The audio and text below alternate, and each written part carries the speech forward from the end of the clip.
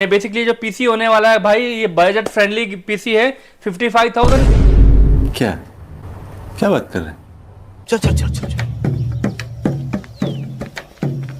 गाड़ी स्टार्ट कर। हम फर्स्ट स्टार्ट। हम फर्स्ट। गाड़ी चला।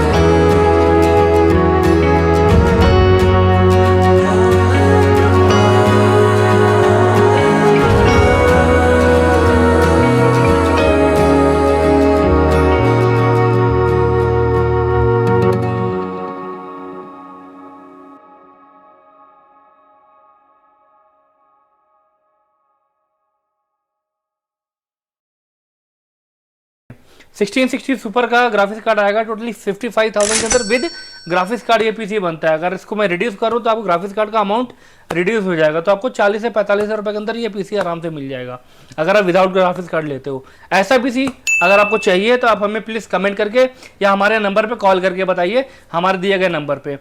तो आपको वीडियो कैसी लगी एक बार हमारे जरूर बताइएगा कमेंट करके।